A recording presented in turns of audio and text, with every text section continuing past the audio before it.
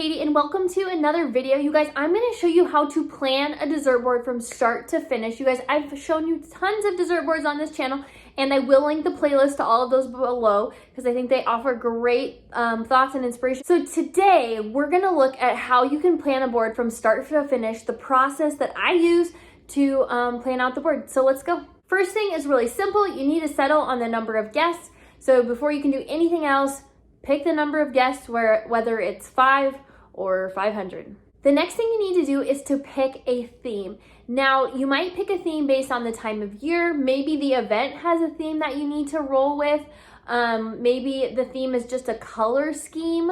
Whatever it might be, you want to get that dialed in. Because I think one of the issues I see with some dessert boards is people just buy any dessert that looks good or make any dessert that looks good and put it on a board together, but that's not going to produce the most cohesive board. So choose a theme, again, whether that's like a fall, Christmas, Easter, or maybe a particular color scheme to match decor or just to provide that cohesiveness for the board. The next step is to pick a color palette.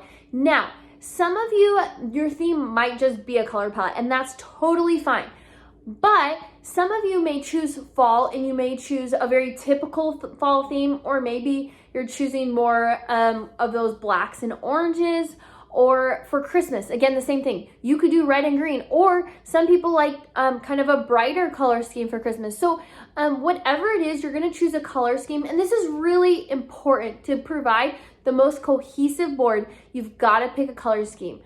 So for example, in my most recent board, it was a fall theme and I had oranges and browns and greens and caramel colors, kind of in that oranges and browns family. So you've got to pick a theme. And then this board, you guys can see it's pink, reds, and golds. And even on this board, it has a broader color scheme, but it's still using the same ones repetitively, whites and reds and browns and oranges. So pick a color scheme and stick with it. This is what will make your board really pop and really look professional and finished. Now that you have a color scheme and you've got a theme, you're going to actually pick the desserts.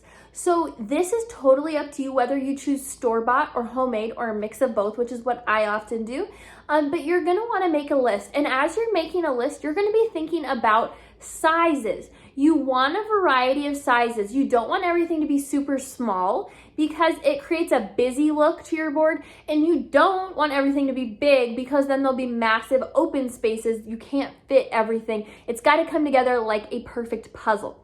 So you're making a list, so maybe you choose like a chocolate peanut butter cupcake, and you choose I'm just coming up with this, like a raspberry cheesecake shooter and a chocolate covered strawberry. If you think about those, the cupcakes are bigger, the shooters are a little bit smaller, the strawberries are a little bit smaller. You've created this variety. And really, I find that you almost always need to use candy to fill in the gaps.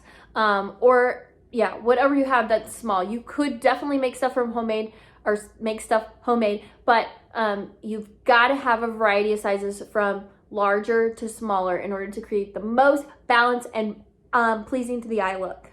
Hey you guys, before we move on to the next step, I hope you're enjoying this. I actually have a guide for dessert boards, and it has some of this information, but it also has a lot more tips and tricks. So I will link that down in the description box below. Check that out and you'll get even more help. The next step is to choose a board. Now you can look around your home for boards. I actually have a video coming out soon that gives you all of my favorite places to buy boards and the boards that I like to use. You guys, again, you can find something around your home, but I really want to talk about size because one time I was doing an event, it was my sister's graduation, and I had this vision for having these big letters that spelled out grad, and it was beautiful, and here it is. But you guys, literally, we had probably 15 people there, and we didn't need a fourth of it. And honestly, that was totally fine because I was like fulfilling this vision. I had to do this big dessert thing. But you have to recognize that the number of guests should be somewhat proportional to the number of desserts or the size of the board. And again, if you're looking for some sort of show-stopping piece, then you're just like, okay, I don't even care about the number of guests that I have. I don't even care about the size board. I'm just gonna build the board that I wanna build. And that's totally fine. I've done it.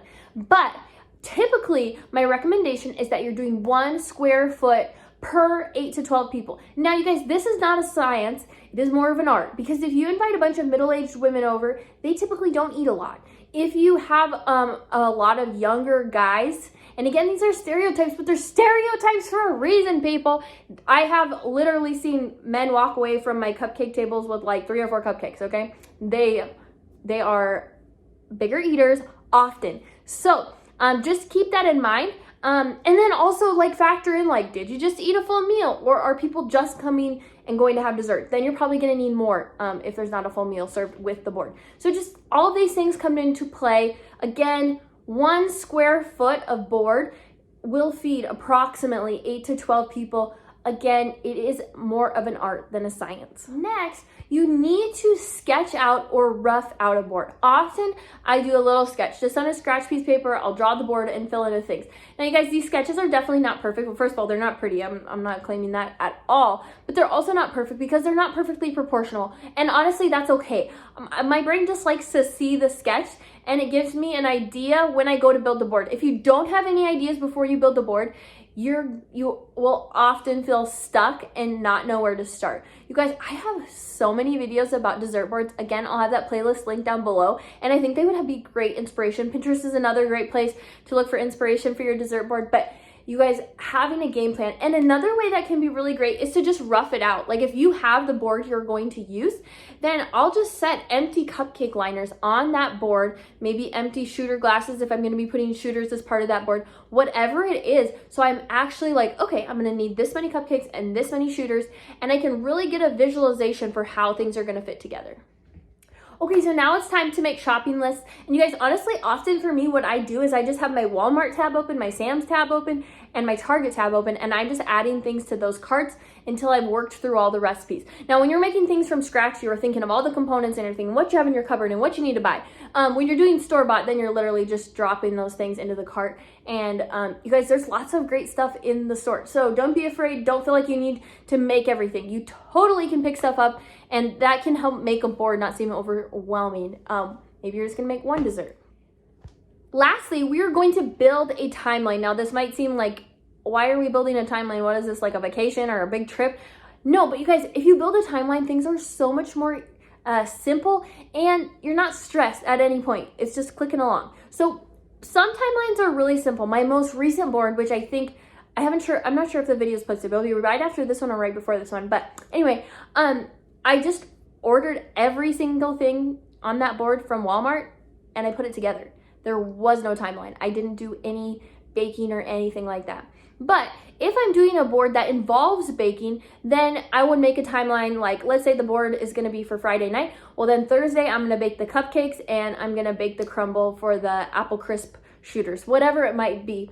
But it's really, really helpful if you work ahead of time, because then when it comes to Friday, I just assemble the shooters, frost the cupcakes, and put the board together. And then also, I have my groceries delivered, so I'm all of that's part of my timeline. I hope you found that video helpful. I hope that these specific things can really help you think about your own board, because I know when we watch a dessert board video, I think they provide a lot of good ideas, but all of our events and boards and ideas are different. And you guys, these are the best because they foster creativity, and creativity is so good for us. So I hope you're creative and make a board. I would love to see your boards. Tag me on Instagram at Katie Lee Wilkin, and I'll see you next time. Bye.